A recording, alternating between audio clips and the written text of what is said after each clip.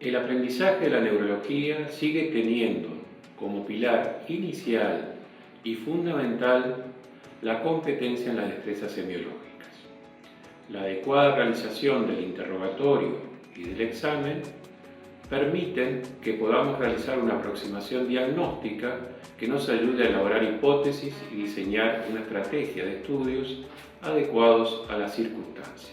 Los avances tecnológicos han permitido que en el campo del diagnóstico contemos con herramientas impensables pocos tiempos atrás. Sin embargo, su incorrecta utilización puede generar molestias en los pacientes y en ocasiones un derroche económico difícil de sostener. La relación entre la formación del médico y la información que tiene el paciente se ha transformado en una relación entre síntoma y tecnología. En ese sentido, esta presentación pretende establecer los conceptos fundamentales semiológicos en el examen de una persona que no tiene patología neurológica. Mal se puede interpretar la semiología de un paciente con dolencia neurológica si no sabemos cómo se realizan las maniobras. Está especialmente dirigido este material a estudiantes que comienzan su actividad hospitalaria y a todos aquellos que sin pudor quieran mejorar sus habilidades y destrezas semiológicas. Creemos y esperamos no defraudarlos en vuestras expectativas legítimas en relación al tema. Historia clínica, anamnesis. La anamnesis debe ser minuciosa y ante un examen normal es la única herramienta que tenemos para sospechar el diagnóstico. Es de buena clínica que antes de abordar el examen se tenga una orientación nosológica aproximada de lo que el paciente pueda padecer. No siempre el paciente va a ser pasible de un interrogatorio, por lo que este interrogatorio directo tendrá que ser sustituido por el testimonio de un familiar o de un testigo de los hechos que recogemos. Se considerarán la ficha patronímica, el motivo de consulta, los síntomas cardinales en neurología, los antecedentes de la enfermedad actual, los antecedentes personales, familiares y socioeconómicos de relevancia. Ficha patronímica. Sigue los lineamientos generales de cualquier patología. Existen 3 aspectos que son de especial interés. La lateralidad. Es frecuente que en personas adultas mayores la mano con la que se escribe no represente la lateralidad de una manera adecuada. En caso de duda, se puede utilizar la prueba de mirar a través de una pequeña ventana hecha en un papel. En general, el ojo que se escoge representa la verdadera lateralidad del paciente. El nivel educativo formal. El desempeño laboral. Motivo de consulta. Síntomas cardinales en neurología, como trastornos de la vigilia, trastornos de la memoria, trastornos en el comportamiento, en el habla, crisis epilépticas, cefaleas, trastornos en la visión, trastornos de la deglución, vértigos, trastornos en la audición, pérdidas de fuerzas, atrofia muscular, fasciculaciones, incoordinación, trastornos de la sensibilidad, trastornos esfinterianos, trastornos de la estática y de la marcha.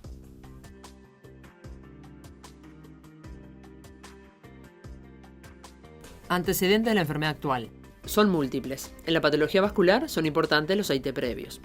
Cuando se sospecha una patología desmineralizante, cuadros neurológicos autolimitados en el tiempo. En caso de epilepsia, traumatismos craneanos previos, etc.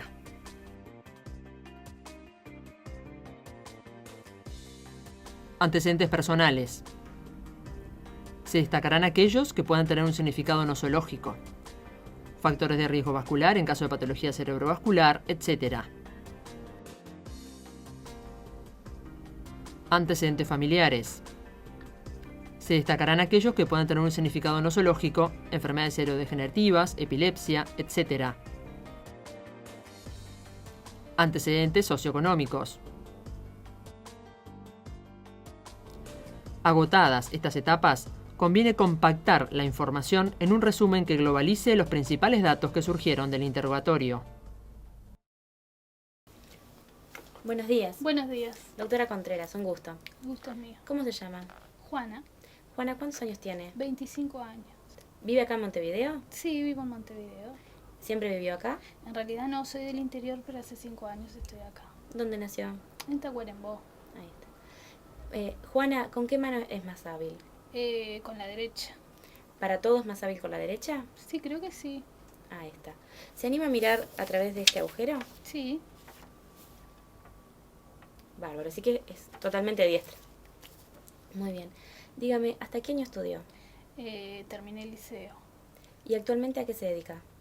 Actualmente soy secretaria. ¿Por qué consulta hoy? Por dolores de cabeza. Cuadro de síntomas guías. Trastornos de la vigilia. Trastornos de la memoria. ¿Es fundamental el relato de familiares o personas cercanas? Trastornos del comportamiento. ¿Es fundamental el relato de familiares o personas cercanas? Trastornos del habla. ¿Arrastra la lengua al hablar? ¿Hay palabras que no le salen? ¿Cambia una palabra por otra? Crisis epilépticas. ¿Le dijeron que hubiera tenido convulsiones? ¿En estos episodios presentó sacudidas? ¿Se mordió la lengua? ¿Se orinó? Episodios de pérdida de conocimiento o con la mirada fija. Cefaleas. Aparición, tipo, intensidad, localización, irradiaciones, evolución, fenómenos acompañantes. Atiliev. Trastornos en la visión. ¿Nota usted que ve menos? ¿Hay alguna parte que no ve? ¿Alguna vez vio doble? Trastornos de la deglución. Cuando toma líquidos, ¿tose? ¿Tiene regurgitación de líquidos por la nariz? ¿Presentó atoramientos? Vértigos. ¿Sintió usted que las cosas giran alrededor suyo o que usted gira alrededor de las cosas? ¿Presentó náuseas, vómitos, sudoración, síntomas auditivos?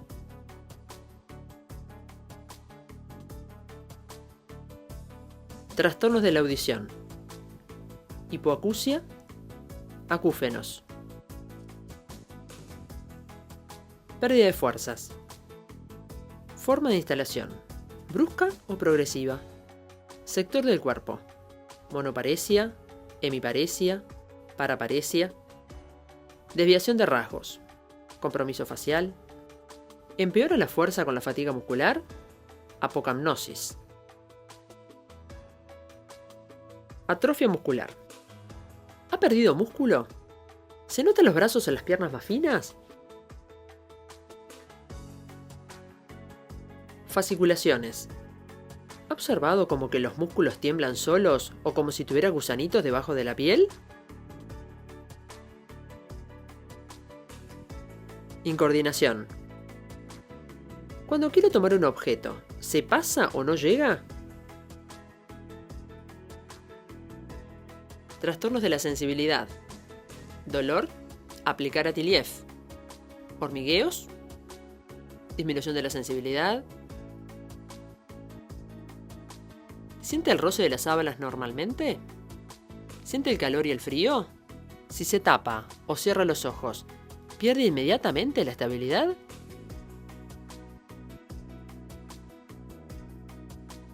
Trastornos esfinterianos. Tránsito digestivo. Constipación o incontinencia. Micción. Incontinencia o dificultades para orinar. Trastornos de la estática y de la marcha. ¿Tiene dificultades para caminar? ¿Caídas? Si separa las piernas, ¿camina más seguro? ¿Tiende a caerse hacia adelante? ¿Tiende a irse hacia atrás? ¿Tiende a irse hacia un costado? Antes de comenzar el examen, debemos corroborar si tenemos los instrumentos necesarios para su realización. 10 objetos de fácil reconocimiento para la denominación y el señalamiento. Hoja con los dibujos protocolizados para evaluar la praxia constructiva. Tubos con sustancias fáciles de identificar. Café, eucalipto. Evitar sustancias irritativas. Tabla de números o letras para la agudeza visual. Oftalmoscopio para valorar el fondo de ojo. Linterna para valorar la motilidad ocular intrínseca. Cinta para valorar el reflejo optocinético. Martillo de reflejos. Bajalenguas para valorar el reflejo nauseoso. Hebra de algodón para la sensibilidad táctil. Escarbadientes para la sensibilidad dolorosa. Diapasón para la sensibilidad vibratoria. Tubo con agua fría y tubo con agua caliente para la sensibilidad térmica. Estetoscopio para realizar el examen de cráneo y la auscultación del sistema cardiovascular. Examen neurológico. Comenzamos el examen neurológico valorando la vigilia, la cual se define como el estado de alerta del paciente. El paciente vigil se presenta con ojos abiertos e interacciona con el medio ambiente. En este momento también evaluamos la actitud general y el psiquismo del paciente, definiendo si está tranquilo, angustiado, ansioso, con excitación psicomotriz, etc. A continuación evaluamos la atención, definiendo un paciente atento cuando el mismo colabora durante la anamnesis, manteniendo contacto visual con el examinador sin distracciones frente a otros estímulos. Para valorar la atención en tiempo y espacio, debemos interrogar al paciente acerca de la fecha, año, mes y día en ese orden, y el lugar en el que se encuentra. Juana, ¿me puede decir en qué año estamos? En el 2015, Perfecto, ¿en qué mes? abril, ¿Sabe qué día de la semana es hoy? martes. Bárbaro. ¿Sabe dónde nos encontramos ahora? Sí, en el hospital de clínicas. ¿Hay alguna estructura, edificio importante cerca de acá? El Estadio Centenario. Perfecto. Dígame, ¿sabe el nombre de la calle que pasa por la puerta de acá del hospital? Sí, Avenida Italia. Perfecto. Memoria. Se deberá iniciar la exploración de la misma con la valoración de la memoria autobiográfica, mediante el interrogatorio sobre hechos recientes. En esto es importante contar con un informante válido. Luego se solicitará memoria episódica para hechos públicos, para lo cual se preguntará hechos significativos acorde al nivel sociocultural del individuo. Pasaremos luego a realizar algunas pruebas para desarrollar la memoria. Por ejemplo, decirle 3 palabras y que lo repita 3 veces. Luego de un lapso de varios minutos, se le solicita que evoque esas 3 palabras que pronunciamos. ¿Cómo se llama el presidente actualmente? Tabaré Vázquez. ¿Y cuál fue el anterior? Mujica. ¿Y quién es el intendente acá en Montevideo? Ana Olivera. Muy bien. Dígame, ¿me puede decir algo importante que haya pasado la semana pasada? Sí, la muerte de Galeano. Ahí está. Ahora le voy a decir 3 palabras. Le voy a pedir que se las acuerde, ¿está? Se las voy a preguntar más adelante, Bueno, ¿está? Casa, pelota, bandera. casa, pelota y bandera. Perfecto. Tiene que grabarlas. A ver, repítalas. Casa, pelota y bandera. A ver otra vez. Casa, pelota y bandera. Perfecto. Lenguaje.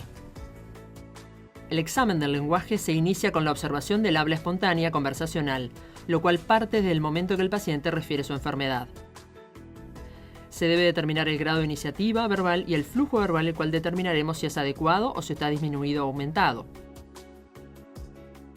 Conjuntamente valoraremos la prosodia, entonación del lenguaje, así como la sintaxis, que es la correcta combinación de los elementos gramaticales que conforman una frase u oración. Pasado el interrogatorio, realizaremos el análisis del lenguaje con denominación de objetos, señalamiento de objetos, órdenes simples con estos mismos objetos, repetición de palabras y frases de complejidad creciente. Ahora le voy a mostrar unos objetos y le voy a pedir que sin tocarlos me diga cómo se llaman. Perfecto. Pila. Caja de fósforos. Enchufe. Peine. Un reloj. Una tijera. Una moneda. Una llave. Una cucharita. Perfecto. Muy bien. Ahora le voy a pedir que sin tocar señale el objeto que le nombro. Tijera.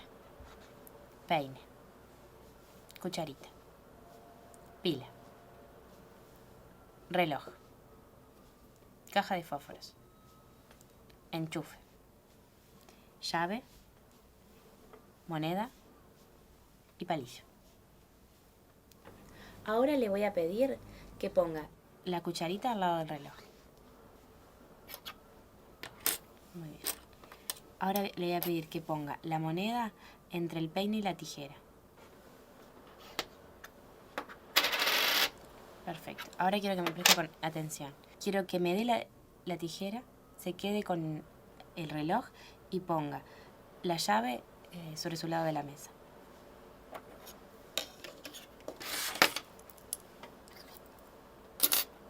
Perfecto. Ahora le voy a pedir que diga los números del 1 al 10. 1, 2, 3, 4, 5, 6, 7, 8, 9, 10. ¿Se anima a decir los días de la semana? Lunes, martes, miércoles, jueves, viernes, sábado y domingo. Perfecto. Ahora le voy a pedir que repita lo que yo digo. Bueno, Silla. silla. Me voy. Me voy. Afuera está lindo. Afuera está lindo. Enfrente de mi casa vive un doctor. Enfrente de mi casa vive un doctor. Mañana haremos un viaje en tren por la República Argentina. Mañana haremos un viaje en tren por la República Argentina. Praxias. Se refiere a la capacidad de realizar un movimiento con un fin determinado y su alteración es la apraxia. Para su examen se requiere la indemnidad de las funciones motoras sensitivas del lenguaje y ausencia de confusión. Praxia ideomotriz. Se le solicita al paciente que imite gestos que realizaremos frente a él, que implique una complejidad creciente y a su vez impliquen diferentes posiciones en el espacio. Praxia ideatoria. Se le solicitará al paciente que realice actos imaginarios o con objetos, como por ejemplo, sacar un fósforo de la caja, encenderlo y apagarlo. Praxia del vestir. Se le solicitará al paciente que se coloque una prenda de vestir, en general con botones o cierre. Praxia bucolinguofacial. Se le solicitará al paciente que ejecute diferentes acciones con la cara. Si no las ejecuta a la orden, se le solicitará que nos imite. Ahora le voy a pedir que imite lo que yo hago con mis manos. Bueno,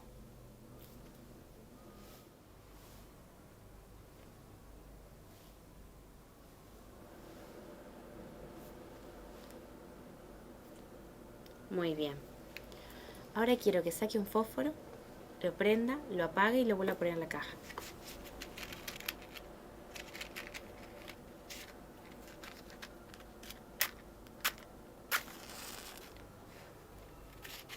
lo guardo acá adentro otra vez. Sí.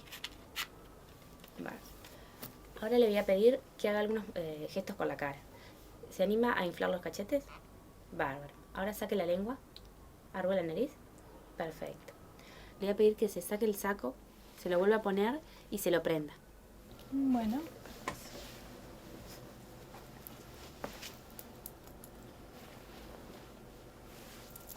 lo saco, lo pongo y prendo.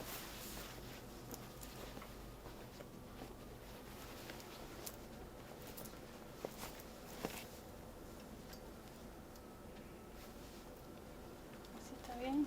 Bárbaro.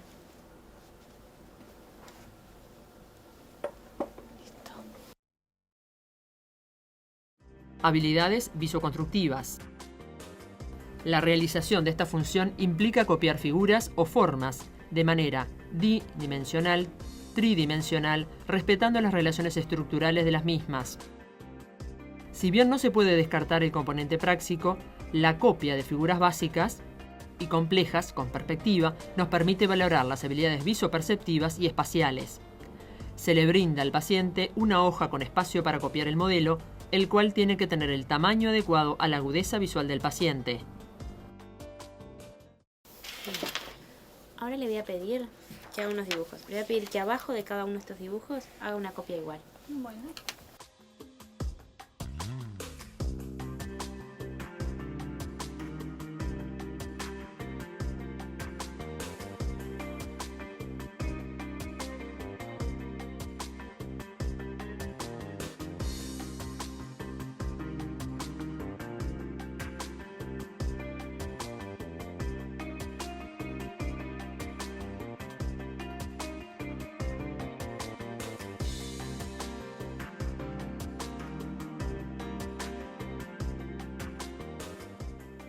Gnosias. La semiología de esta función implica reconocer la orientación a estímulos visuales, auditivos, sensitivos, gnosia corporal, gnosia espacial. Se examina solicitando al paciente que identifique sus miembros izquierdos, preguntando si ellos le pertenecen o si tienen inconvenientes. Función ejecutiva. La función ejecutiva agrupa múltiples procesos, desde la atención hasta la planificación, pasando por la capacidad de abstracción y de resolución de problemas. En el interrogatorio, la exploración de la función ejecutiva se hace interrogando al paciente o al acompañante respecto a la organización de actividades diarias, secuenciar y articular las acciones de manera correcta, mantener la iniciativa general y la normalidad de las secuencias motoras habituales de la vida diaria. Al examen se desarrollarán diferentes pruebas. Una de ellas es la secuencia de gestos de Luria, que explora la posibilidad del paciente de imitar los gestos con la mano, golpeando sucesivamente la palma con el puño, el canto y el dorso de la mano. También se realizará la prueba Go No Go. Implica que el paciente golpee la mesa en forma alternada con el examinador. Juana, ¿hacia qué lado está la ventana? Hacia allá. Bárbaro, ¿y de qué lado está la puerta? Allá. Muy bien.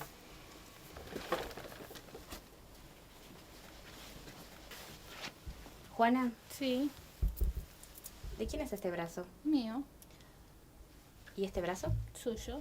¿Este brazo tiene algún problema? No, ¿No le pasa nada? no. Muy bien.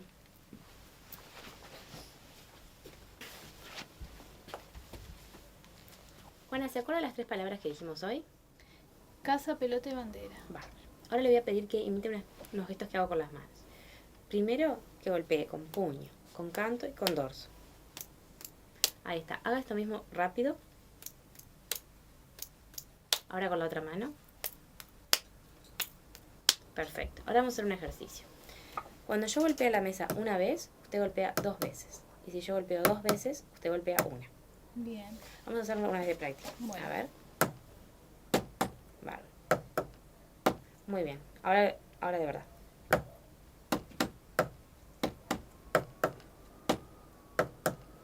Bárbaro. Ahora cambiamos. Ahora cuando yo golpeo una vez, usted golpea 2 veces. Pero cuando yo golpee 2 veces, usted no golpea. Bien. O sea, yo golpeo una vez 2 veces. y yo golpeo 2. No golpeo. Perfecto. Arrancamos.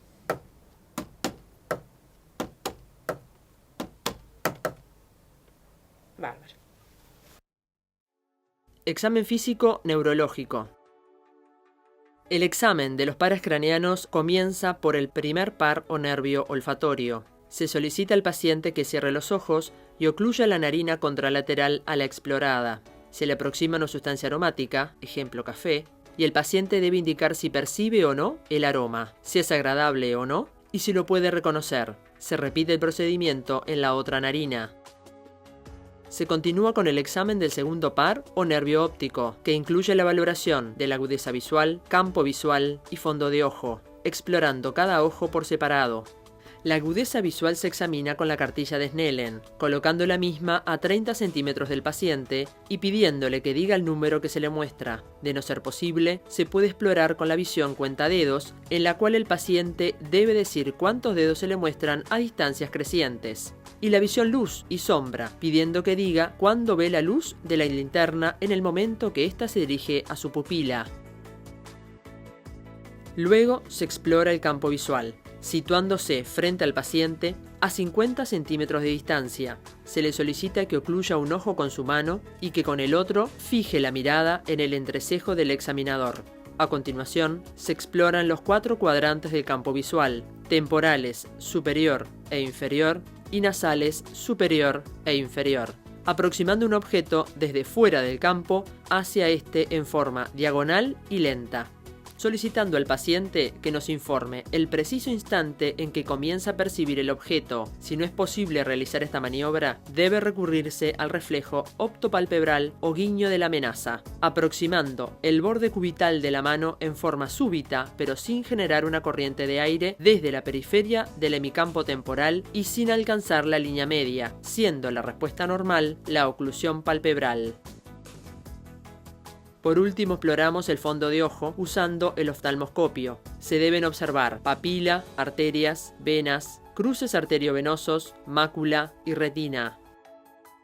Continuamos con la exploración de los nervios oculomotores, tercero, cuarto y sexto par craneano, que deben explorarse en conjunto. Se comienza con la exploración de la motilidad ocular extrínseca y luego la motilidad ocular intrínseca.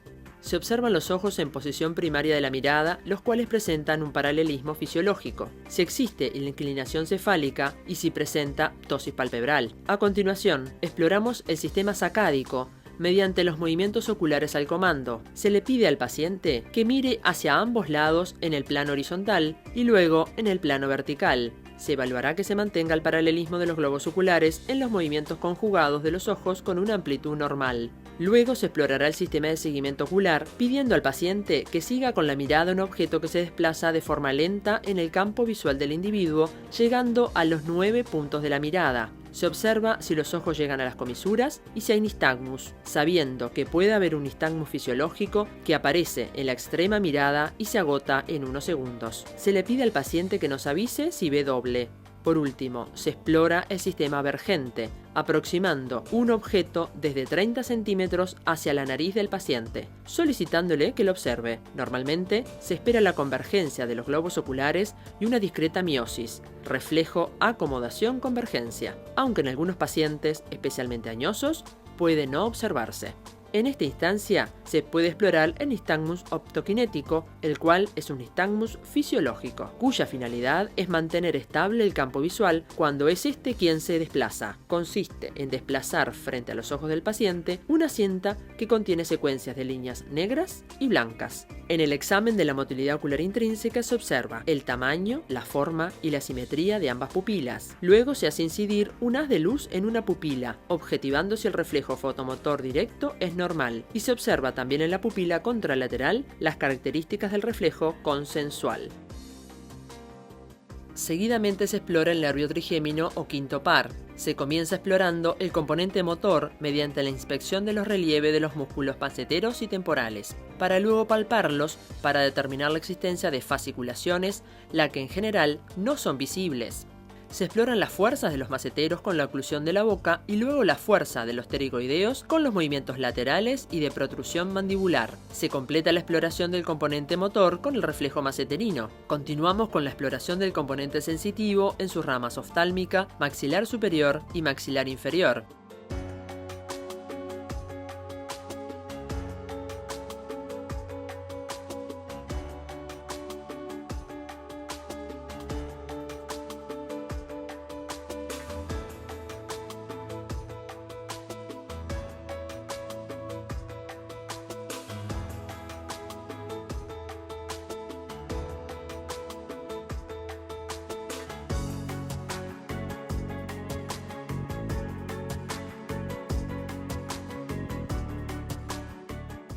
Se evalúan todas las modalidades sensitivas, comparando un lado con el otro y el reflejo corneano, realizando un estímulo sobre la córnea con una hebra de algodón sin que el paciente la vea aproximarse, siendo la respuesta normal la oclusión palpebral y la elevación del globo ocular, aunque esto último puede faltar en ocasiones, siendo una variante de la normalidad.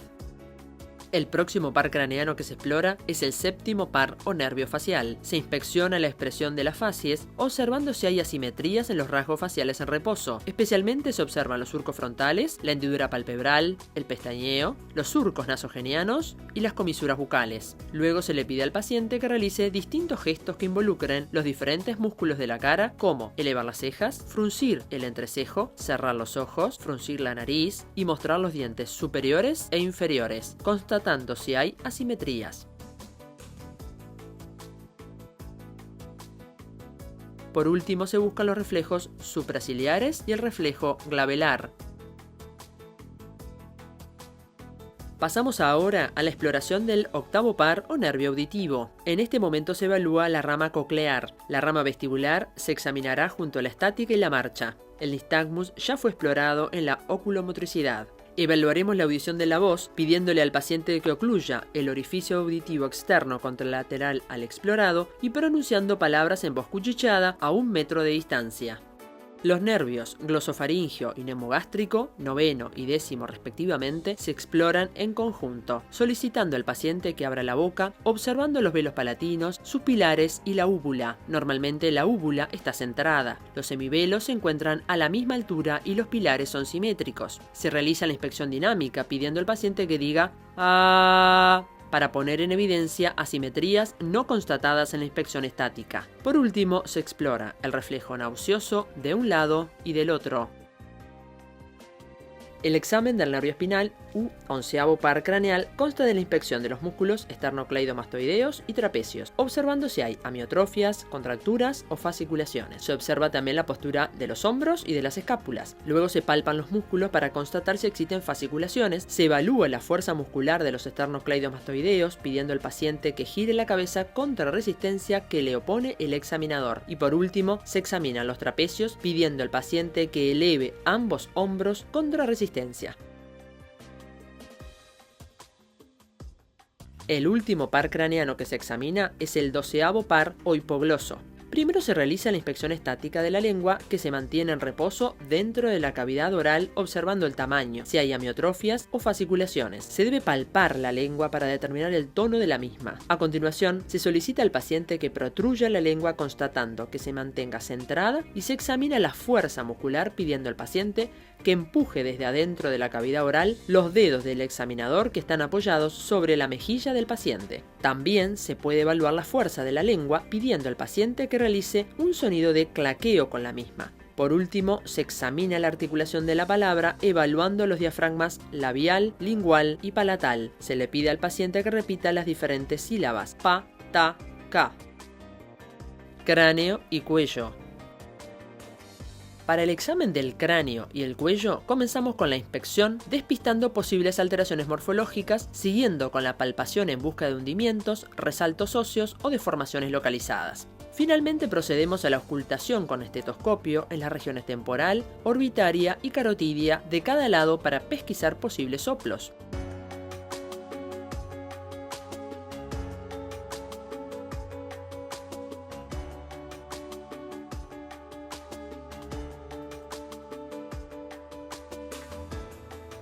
Para el examen del cuello o sector meningio, el paciente debe encontrarse en decúbito dorsal, sin almohada y con los miembros inferiores descubiertos. Comenzamos realizando movimientos lentos de rotación y flexión, despistando la presencia de rigidez axial o limitación osteoarticular. A continuación, procedemos a la búsqueda de los signos de irritación meningia. Primero buscamos si existe o no rigidez de nuca, que consiste en una limitación en el movimiento de flexión de la cabeza sobre el tronco, y no así en el resto de los movimientos realizados previamente. Luego buscamos los signos de Brunzinski y Kerning, los cuales pueden acompañar a la rigidez de nuca en caso de existir. El signo de Brunzinski de nuca se busca flexionando la cabeza del paciente sobre el tronco y observando si existe o no flexión simultánea de las rodillas. Para buscar el signo de Brunzinski contralateral, el examinador flexiona uno de los miembros inferiores del paciente, la pierna sobre el muslo y esta sobre la pelvis, siendo el mismo positivo cuando se observa la flexión simultánea del miembro inferior contralateral. El signo de Kerning directo se explora partiendo de la posición del paciente en decúbito supino y realizando una flexión del tronco. Cuando el signo es positivo, se observa que simultáneamente se produce la flexión de ambas rodillas. Para buscar el signo de Kerning invertido, debe realizarse una elevación pasiva de los miembros inferiores del paciente en posición extendidos. Cuando el signo es positivo, las rodillas se flexionan y aparece un dolor irradiado por la cara posterior de los mismos. Miembros superiores. El examen de los miembros superiores comienza con la inspección de los mismos en reposo y de la cintura escapular. Observaremos la actitud de estos y la presencia eventual de alteraciones tróficas, amiotrofias, fasciculaciones espontáneas y provocadas por la percusión, así como movimientos anormales. La valoración del tono muscular se realiza a través del examen de la consistencia de las masas musculares, la extensibilidad y la pasividad. Comenzaremos entonces con la palpación de las masas musculares en reposo y en semicontracción, valorando su volumen, consistencia y por lo tanto el trofismo de las distintas logias musculares. La extensibilidad se busca con movimientos pasivos a nivel de las articulaciones del paciente, ejerciendo el mayor desplazamiento posible y observando los ángulos logrados. Los mismos deben realizarse a nivel del hombro, codo y puño, comparando ambos miembros superiores. Debe recordarse que normalmente, cuando realizamos la máxima flexión del antebrazo sobre el brazo, el ángulo que queda entre ellos es menor en el miembro no hábil. En los demás casos, cuando los ángulos disminuyen o desaparecen, esto tiene significado patológico y se denomina hiperextensibilidad. Posteriormente, se explora la pasividad con la maniobra del bailoteo, imprimiendo en forma pasiva movimientos rápidos y repetitivos tipo sacudida, percibiendo su amplitud y resistencia al desplazamiento. Siguiendo con la exploración del tono, realizaremos movimientos rápidos de flexo-extensión del antebrazo sobre el brazo y de prono-supinación del antebrazo. Estas maniobras intentan poner en evidencia una posible espasticidad, al mostrar una resistencia desde el inicio del movimiento que se vence bruscamente. Por último, se realizan movimientos pasivos lentos de flexo-extensión del antebrazo sobre el brazo y de la mano sobre el antebrazo, los cuales pueden poner en evidencia una resistencia permanente durante todo el movimiento o rigidez, la cual puede verse interrumpida por resaltos sucesivos, que corresponden a la llamada rueda dentada. Para terminar el examen del tono muscular, corresponde explorar los signos de disfunción frontal, reflejo de prensión, reflejo palmomentoniano, signo del arrollamiento, reflejo oral, perseveración motriz. Para la búsqueda del reflejo de prensión, los pulpejos de los dedos del examinador deben ejercer una presión enérgica sobre la cabeza de los metacarpianos del paciente, avanzando hacia la extremidad distal de los dedos, observando si existe o no respuesta prensora. Una forma de sensibilizar la maniobra es realizarla en forma simultánea en ambas manos. El reflejo palmomentoniano se explora mediante un estímulo con un objeto romo o con nuestro propio pulgar sobre la eminencia tenar de la mano del paciente, observando si existe o no contracción del músculo borla del mentón homolateral. Para buscar el signo del arrollamiento, debemos extender el antebrazo partiendo de una posición de flexión del codo o la muñeca. Normalmente este movimiento se realiza sin resistencia. Cuando existe distonía oposicionista, no se logra realizar o completar la extensión del miembro superior. El reflejo oral se explora percutiendo sobre los labios del paciente, observando si existe o no respuesta de succión. A continuación, se pasa a explorar las fuerzas, tanto en forma global como segmentaria. Comenzamos con la maniobra de Mingazzini, para lo cual solicitamos al paciente que mantenga sus miembros superiores extendidos hacia adelante en posición horizontal, valorando si existe caída de alguno de ellos. Se puede sensibilizar la prueba solicitando que coloque ambas manos en extensión, lo que puede evidenciar un déficit motor distal, así como una mano excavada o distónica. Pasamos luego al examen sectorial de las fuerzas, con la ejecución de movimientos en torno a diferentes articulaciones, primero sin resistencia y luego oponiendo resistencia. A nivel del hombro, exploramos extensión, flexión, aducción y abducción. También se exploran los músculos de la cintura escapular, como lo son el serrato mayor y el romboides. A nivel de codo, se le solicita al paciente que realice flexión y extensión, lo mismo que a nivel del carpo. En los dedos se explora la extensión y la flexión, así como la aducción y abducción. Finalmente se explora la fuerza de la pinza digital entre pulgar e índice. Pasamos luego a la exploración de los reflejos osteotendinosos, de los cuales valoraremos calidad de la respuesta, amplitud y velocidad, así como si existe o no difusión, aumento del área de obtención o policinesia. Previo a la obtención de los mismos, se debe explorar la respuesta idiomuscular, percutiendo sobre la masa muscular, en este caso del bíceps braquial. Para obtener el reflejo bicipital, colocamos el miembro superior del paciente descansando sobre el nuestro y apoyamos el pulgar sobre el tendón del bíceps, percutiendo sobre él. La respuesta normal es la flexión del antebrazo sobre el brazo.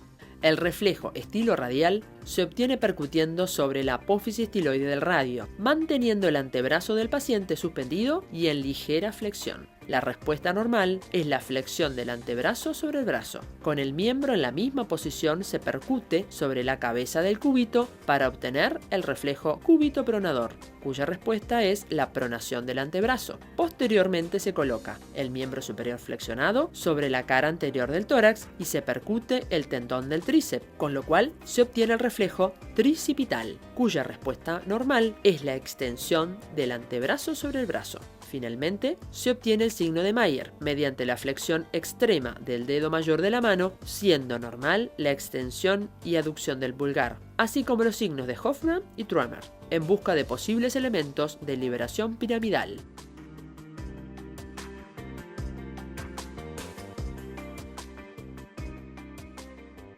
Pasamos luego a explorar la coordinación. La primera maniobra a realizar es la de índice-nariz, en la cual el paciente debe, en forma rápida y con el miembro superior extendido, tocarse la nariz con la punta del dedo índice. Se apreciará la velocidad del movimiento, así como la posible descomposición del mismo o dismetría. La maniobra puede sensibilizarse de dos maneras: repitiendo la misma consigna pero comenzando de diferentes posiciones, o solicitando al paciente que toque su nariz y luego nuestro dedo, que irá cambiando de lugar. Dicha prueba se realiza con uno y otro miembro, primero con ojos abiertos, valorando una posible disfunción cerebelosa, y luego con ojos cerrados ante un posible trastorno de la sensibilidad profunda. En el caso de que sea la maniobra patológica, se buscarán otros signos de afectación cerebelosa. Se valorará la capacidad del paciente de realizar movimientos rápidos y alternantes, o diadococinesia, solicitando que realice la pronosupinación repetida con ambas manos, lo que se llama prueba de las marionetas. Otra maniobra es la oposición de los pulgares, en la cual se solicita al paciente que, con sus miembros superiores extendidos y en supinación, realice una rápida pronación hasta dejar ambos pulgares enfrentados. Lo normal es que ninguno de los dos descienda por debajo de la horizontal. Para terminar con el estudio de la coordinación, puede realizarse la maniobra de Stewart-Holmes, para lo cual se solicita al paciente que, con el antebrazo flexionado, dirija la palma de su mano al hombro homolateral, mientras que el examinador se opone, sosteniendo el antebrazo por la muñeca. Este debe liberarse en forma brusca, siendo lo normal que la mano no llegue a tomar contacto con el hombro. El examen de la sensibilidad implica la exploración de las diferentes modalidades sensitivas: la sensibilidad superficial para el tacto, el dolor y la temperatura, la sensibilidad profunda con sus variedades vibratoria, palestesia, reconocimiento de actitudes segmentarias, batiestesia y percepción del desplazamiento de los segmentos del miembro, sinestesia. Para explorar la sensibilidad táctil superficial, se utilizará una hebra de algodón; para la sensibilidad dolorosa, un escarbadiente; para la térmica, dos tubos, uno con agua fría y otro con agua caliente; y para la sensibilidad profunda de tipo palestesia, un diapasón de 128 Hz. De esta forma, constataremos si el paciente, con los ojos cerrados, percibe los estímulos y su intensidad, comparando las distintas regiones de los miembros superiores. La exploración de la sensibilidad se realizará con una sistematización del examen diferente según el objetivo de nuestra búsqueda. Básicamente se buscarán asimetrías entre ambos miembros o entre el nivel más proximal y el más distal de un mismo miembro. Se deben explorar otras modalidades de sensibilidad profunda. Entre estas, exploraremos la batiestesia. Inicialmente se impondrán movimientos a un segmento corporal, como puede ser un dedo de la mano, dando las referencias de en qué posición se encuentra, arriba y abajo. Posteriormente se solicita al paciente que diga en qué posición colocamos el mismo. Para la sinestesia solicitaremos que refiera el momento en que percibe el inicio de un movimiento que se le impone al segmento corporal. Por último, realizaremos maniobras de elongación radicular. Se rota el cuello hacia un lado y se estira pasivamente el miembro superior contralateral. Por último, realizaremos maniobras de elongación radicular. Se rota el cuello hacia un lado y se estira pasivamente el miembro superior contralateral. Tronco. Debe comenzarse por la inspección con el paciente sentado y en decúbito dorsal, prestando especial atención a la existencia de asimetrías, deformaciones, fasciculaciones y movilidad de la musculatura torácica y abdominal. La fuerza de los músculos de la pared anterior del abdomen se explora solicitando al paciente que flexione el tronco con los miembros superiores cruzados sobre este, manteniendo los miembros inferiores extendidos. A continuación, se pasa a la exploración de los reflejos cutáneo-abdominales, superior, medio e inferior, deslizando un escarbadiente de afuera hacia adentro en la pared anterior del abdomen, por encima, a la altura y por debajo del ombligo, de uno y otro lado. La respuesta normal es la contracción de la musculatura abdominal. La sensibilidad del tronco se explora en las distintas modalidades, al igual que en los miembros superiores. interesa en primera instancia realizar un examen comparativo entre ambos hemitroncos. Luego se buscará un posible nivel sensitivo, para lo cual se explora la sensibilidad en todas sus modalidades, dermatoma por dermatoma y en forma comparativa con otras regiones. El nivel sensitivo se recomienda buscarlo mediante la sensibilidad dolorosa. No debe olvidarse la exploración de la palestesia, la cual se busca a nivel de la clavícula y cresta ilíaca. Si corresponde, se puede buscar nivel sensitivo respecto a la sensibilidad profunda, explorando la palestesia a lo largo de las apófisis espinosas.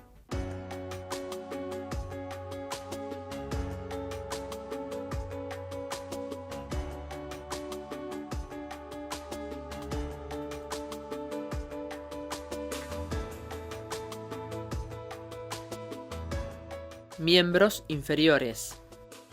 El examen de los miembros inferiores, al igual que de los superiores, comienza con la inspección en reposo. Observaremos la actitud de los mismos y la presencia eventual de alteraciones tróficas, amiotrofias, fasciculaciones, así como movimientos anormales. La valoración del tono muscular se realiza a través del examen de la consistencia de las masas musculares, la extensibilidad y la pasividad. Comenzaremos entonces con la palpación de las masas musculares en reposo y contracción, valorando su volumen, consistencia y por lo tanto el trofismo de las distintas logias musculares. Para explorar la extensibilidad, se realizará una flexión extrema de la pierna sobre el muslo y de este sobre la pelvis. Normalmente, cuando se realiza esta maniobra, estos segmentos dejan ángulos agudos entre sí.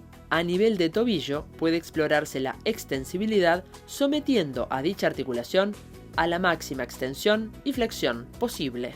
Para la pasividad, caben las mismas consideraciones que para miembros superiores, buscándose con la maniobra del bailoteo. La posible espasticidad se buscará a nivel de los músculos aductores, realizando un movimiento rápido de aducción de los muslos, así como a nivel de los extensores mediante un movimiento rápido de flexión de la pierna sobre el muslo. El fenómeno de navaja de muelle puede buscarse también a nivel de flexores, mediante la extensión de la pierna sobre el muslo. Con movimientos lentos de flexo-extensión de la pierna sobre el muslo y del pie sobre la pierna, se explorará también la presencia de rigidez extrapiramidal.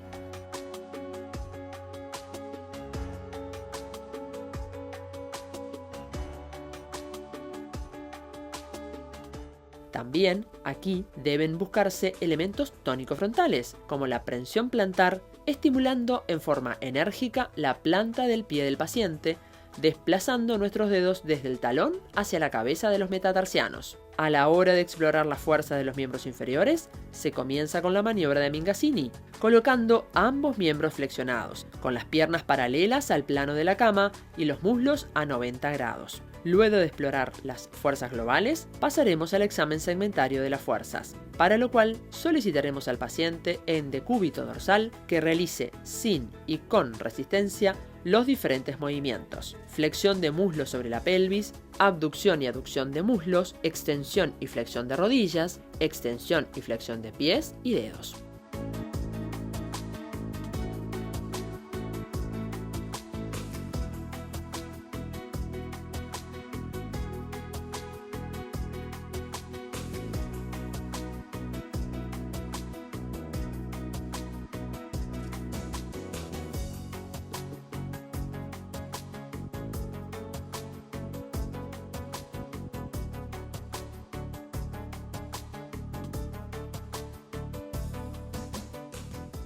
El decúbito prono es la posición de elección para examinar la extensión del muslo sobre la pelvis y la flexión de la pierna sobre el muslo, así como el decúbito lateral lo es para explorar la abducción de los muslos. Pasamos luego a la exploración de los reflejos osteotendinosos.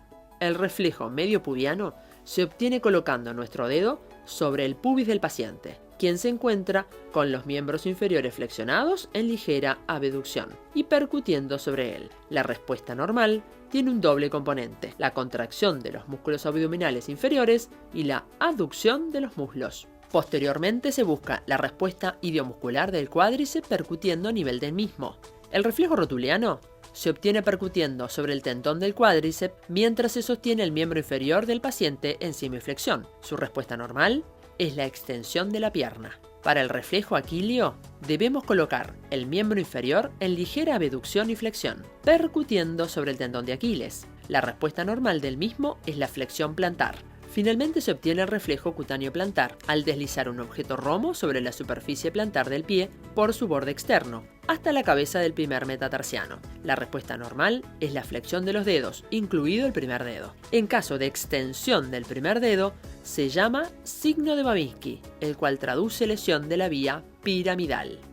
El signo de Rossolimo se obtiene por percusión de la cabeza de los metatarsianos, mientras que el reflejo cuboideo por percusión de la cara dorsal del pie sobre el hueso cuboides. La respuesta normal es la extensión de los dedos. A continuación, se realizan maniobras destinadas a la búsqueda del clonus de pie, que se realiza con la pierna flexionada a 90 grados sobre el muslo y este sobre la pelvis, sometiendo a una brusca y sostenida flexión dorsal del pie. Para buscar el clonus de rótula, se somete a la misma a un estiramiento brusco y sostenido. En ambos casos, se observa la contracción repetitiva del pie o del músculo cuádriceps respectivamente, lo que corresponde a una respuesta patológica. Para el examen de la coordinación, se le solicita al paciente que desde la posición de extensión de los miembros inferiores toque con su talón la rodilla contralateral. Para sensibilizar la maniobra, se le solicita que además deslice el talón desde la rodilla hasta el pie, por delante de la tibia. La maniobra, al igual que en miembros superiores, se realiza con los ojos abiertos en primera instancia y luego con ojos cerrados. El examen de la sensibilidad implica la exploración de las diferentes modalidades sensitivas buscando asimetrías con los mismos criterios que en miembros superiores.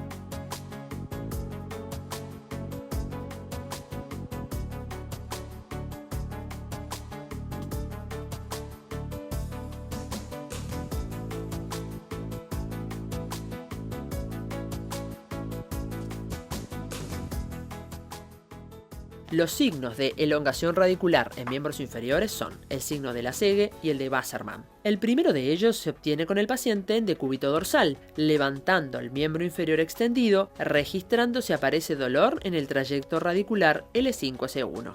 Para explorar el signo de Wassermann se coloca al paciente en decúbito prono, con la pierna flexionada sobre el muslo, generando la extensión del muslo sobre la pelvis. Nuevamente se registrará si existe o no dolor en el trayecto radicular L2, L3, L4 en este caso. Para explorar la posible aparición de sincinesias de imitación, se le solicita al paciente que sentado al borde de la camilla, realice movimientos de flexotensión de los dedos en una mano, mientras observamos si aparecen o no movimientos de imitación en el miembro superior, contralateral o en los miembros inferiores. Asimismo, puede realizarse igual maniobra con movimientos de flexotensión de uno de los pies del paciente. Estática y marcha. La estática se explora con el paciente en bipedestación. Se le solicita que junte los pies, inicialmente con ojos abiertos, observando si presenta danza tendinosa o desviaciones o caídas como elementos de afectación cerebelosa. Luego se buscará el signo de Romberg, pidiéndole que cierre los ojos y prestando atención sobre la presencia de posibles desvíos o caídas. La desviación puede ser sin o con latencia, siendo explicado por el trastorno de la sensibilidad profunda o el sistema vestibular, respectivamente. Se pasa luego a la maniobra de los índices, con los miembros superiores extendidos y los dedos índices hacia adelante señalando los nuestros. Lo normal es que estos se mantengan en el lugar, siendo patológico su ascenso, descenso o lateralización. Finalmente se realiza la maniobra de Unterberger, en la cual el paciente con ojos cerrados marca el paso en el lugar durante 30 segundos. De igual manera, anotaremos si existen desvíos patológicos. Por último, exploraremos la marcha, solicitando al paciente que camine, observando longitud y velocidad del paso, balanceo de los miembros superiores y posible presencia de desvíos, lateropulsiones, movimientos anormales o déficit motor.